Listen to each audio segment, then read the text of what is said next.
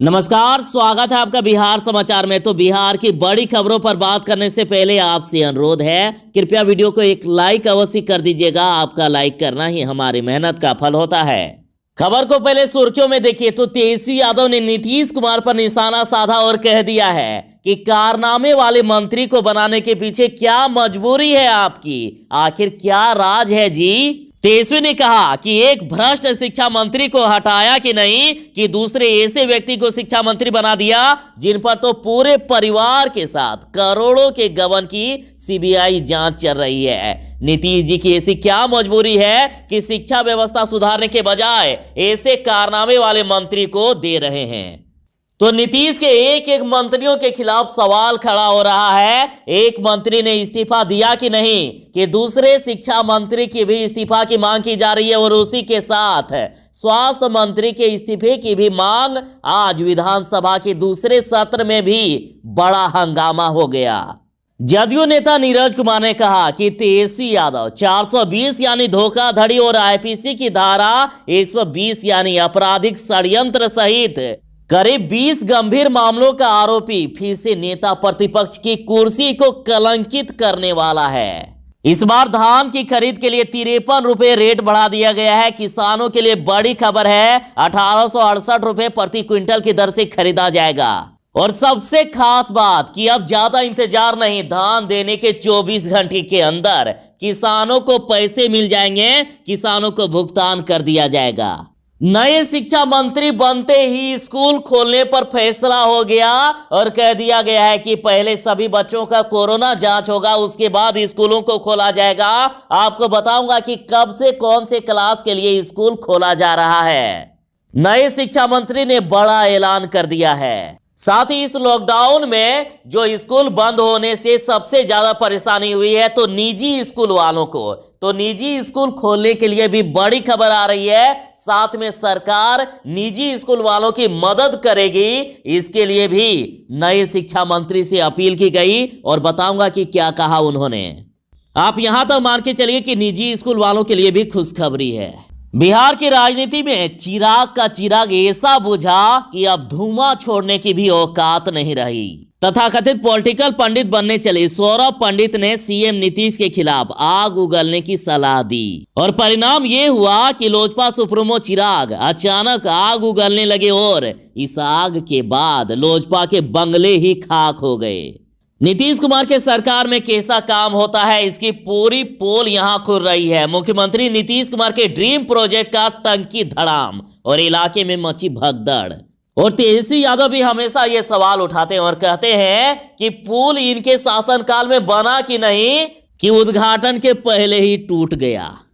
जदयू जब छोटे भाई की भूमिका में आई तो बीजेपी ने विजय सिन्हा को बना दिया स्पीकर पद का उम्मीदवार। बड़े नेता ने घर में ही घेरने की रची थी प्लानिंग।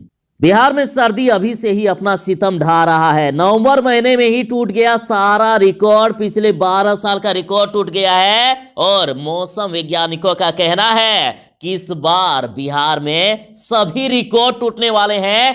ठंड इस बार सितम ढाने वाला है, बताऊंगा आपको पूरी खबर। वैशाली कांड में पीड़िता के गांव न्याय दिलाने के लिए पहुंचे जाप सुप्रीमो पप्पू यादव। बिहार में कोरोना की दूसरी लहर की आशंका, पहले से ज्यादा खतरा। इस बार 10 दिनों का हाई अलर्ट लागू कर दिया गया है और बिना मास्क यदि निकले तो बड़ा जुर्माना आपको देना पड़ सकता है। ये खबर यदि आपने नहीं जानी तो बड़ी मुश्किल में पड़ सकते हैं, इसलिए ध्यान से जरूर सुनिएगा। तो चलिए बात करते हैं खबरों को विस्तार से। तेजस्वी ने सीएम नीतीश पर साधा निशाना और कहा, क्या राज है जी, ऐसे शिक्षा मंत्री क्यों बना रहे हैं। और पूछा है कि कारनामे वाले शिक्षा मंत्री को बनाने के पीछे क्या मजबूरी है आपकी। तेजस्वी ने ट्वीट करके कहा है कि एक भ्रष्ट शिक्षा मंत्री को हटाया नहीं, कि दूसरे ऐसे व्यक्ति को शिक्षा मंत्री बना दिया जिन पर पूरे परिवार के साथ करोड़ों के गबन की सीबीआई जांच चल रही है। नीतीश जी की ऐसी क्या मजबूरी है जो शिक्षा व्यवस्था सुधारने के बजाय ऐसे कारनामे वाले मंत्री बनाया जा रहा है जो किसी सदन का सदस्य भी नहीं है। क्या राज है जी। बराबर तेजस्वी यादव को लेकर विरोध हो रहा है। ये कहा जा रहा है कि तेजस्वी पर भ्रष्टाचार के कई आरोप लगे हैं। तो देखिए, जदयू नेता नीरज कुमार का तेजस्वी पर हमला और कहा कि 20 मामलों में आरोपित को नेता प्रतिपक्ष की कुर्सी का मोह त्याग देना चाहिए। नीरज कुमार ने ट्वीट करके कहा है कि 420 यानी धोखाधड़ी और आईपीसी की धारा 120 यानी आपराधिक षड्यंत्र सहित करीब 20 गंभीर मामलों का आरोपी फिर से नेता प्रतिपक्ष की कुर्सी को कलंकित करने वाला है। तेजस्वी यादव को चाहिए कि राजनीति को बेदाग बनाने के लिए नेता प्रतिपक्ष के पद का मोह त्याग कर नाजीर पेश करे। तो सभी का अभी यही सवाल है कि आखिर बिहार में स्कूल कब से खुलेंगे। तो स्कूल खुलने को लेकर बड़ी खबर आ ही गई। देखिए, बिहार में नए शिक्षा मंत्री बन गए हैं और नए शिक्षा मंत्री बनते ही स्कूल खोलने को लेकर खबर आ गई है। खबर आ रही है कि स्कूल खोले जाने से पहले सभी बच्चों की कोरोना टेस्ट होगी। टेस्ट के बाद जब जांच रिपोर्ट नेगेटिव आ जाएगी तब स्कूल जाने का मौका मिलेगा और इस दौरान अगर कोरोना रिपोर्ट पॉजिटिव आई तो 14 दिनों तक होम क्वारंटाइन के बाद ही स्कूलों में बच्चों को बुलाया जाएगा। और बिहार की बात करें तो अभी स्कूल नहीं खोले गए हैं। स्कूल खोलने से पहले कोरोना जांच करवाने की जिम्मेदारी सभी संबंधित स्कूल प्रशासन को दी गई है। बिहार के नए शिक्षा मंत्री ने अभी हाल ही में बयान दिया है कि अभी प्राथमिक और मध्य विद्यालय नहीं खोले जाएंगे। बच्चों की जान से कोई समझौता नहीं करेगी सरकार। तो आखिर कब से खुलेंगे स्कूल? तो देखिए, खबर आ रही है कि नए साल में स्कूल खोलने से पहले सभी स्कूलों में विद्यार्थियों की कोरोना जांच होगी। मतलब नए साल में स्कूल खोलने के आसार दिख रहे हैं। सभी विद्यार्थियों के स्कूल खोलने के आसार दिख रहे हैं। खैर, पहले उच्च कक्षाओं के विद्यार्थियों के लिए स्कूल खोले जाएंगे, फिर धीरे धीरे निम्न कक्षाओं के लिए स्कूल खोल दिए जा सकते हैं। नीतीश कैबिनेट के एक मंत्री का तो इस्तीफा हो चुका है। अब दूसरे मंत्री के इस्तीफे की मांग विधानसभा के बाहर। माले विधायकों का बड़ा हंगामा।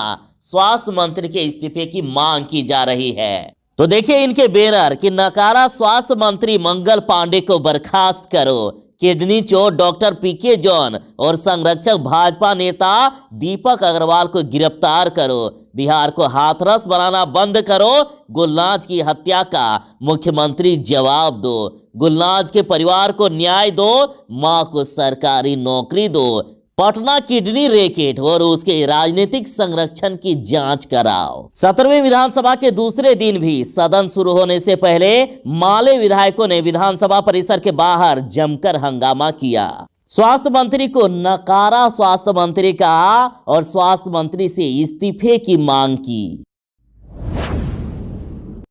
बिहार के लोग जरा ध्यान दीजिएगा, नहीं तो बड़ी मुश्किल में पड़ सकते हैं आप। बिहार में कोरोना की दूसरी लहर की आशंका। 10 दिनों का हाई अलर्ट जारी है और बिना मास्क के निकले तो जुर्माना के साथ हो सकता है आप पर केस।